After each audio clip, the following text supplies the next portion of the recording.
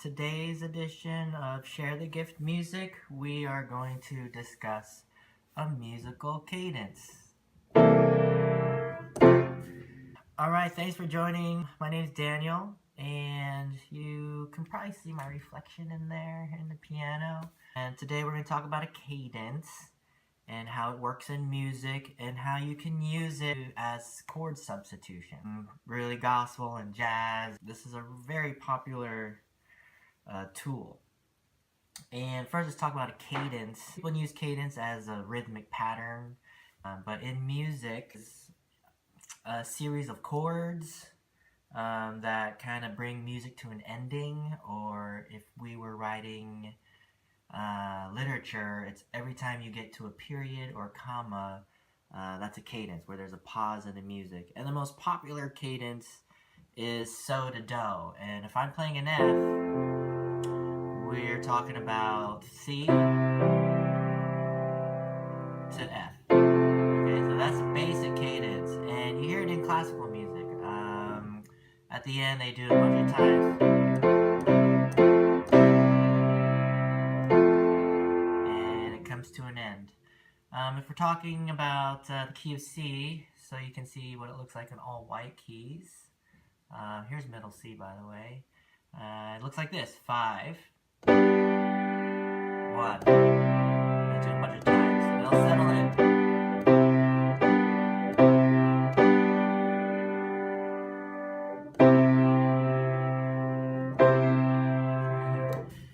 And the reason why this works as a period in music or as a cadence is the Ti-Do relationship. Do, re, mi, fa, sol, la, ti, do. So this relationship here, the leading tone, back to do, this gives us that rest or that pause, okay? It's tension versus resolve, okay? So even if I just played up to T, your body's gonna want to resolve to.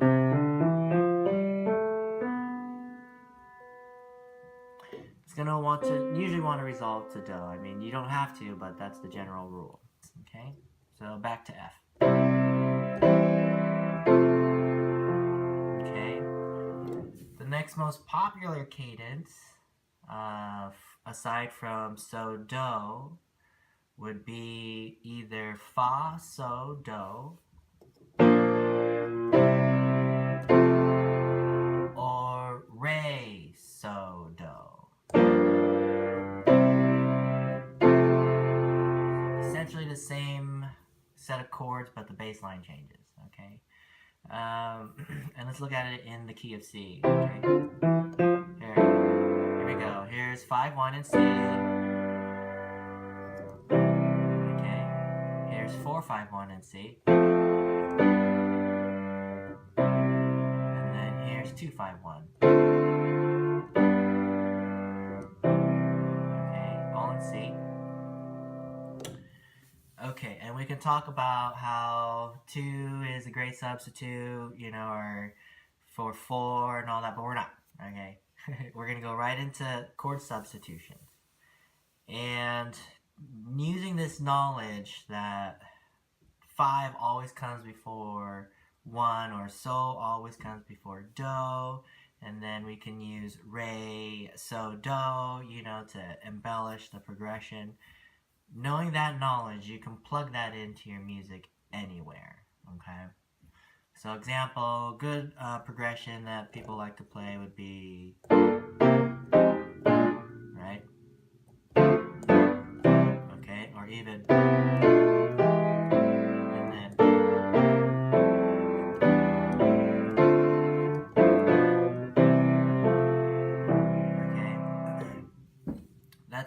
that progression uses a borrowed 2, 5, 1. Okay, when I say borrowed, we have to think in movable do. Okay, so our do is always moving. Okay, so let's start in key of C, and we like to hear this progression. Okay,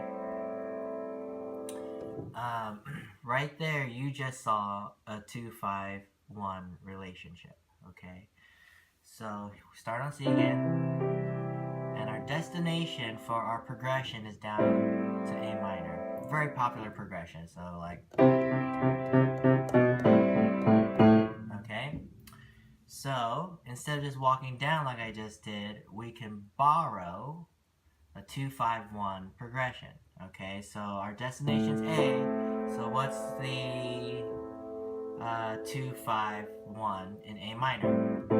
That would be B minor 7 flat 5, E7 to A minor. Okay, you gotta think of movable do. This is our new do. Okay, our next destination in our progression is down to the F. So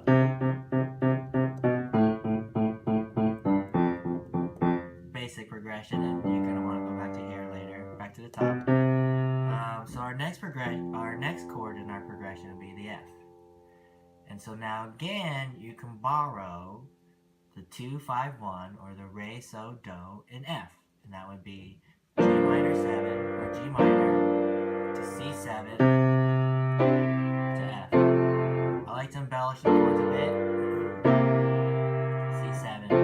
Okay, so let's go over the whole thing. C, 2-5-1 in A, 2-5-1 in F. Okay, C.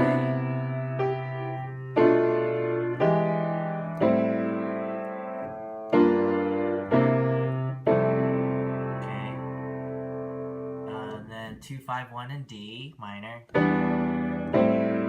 2-5-1 back to C. Okay, very easy, funky. You can funk it up.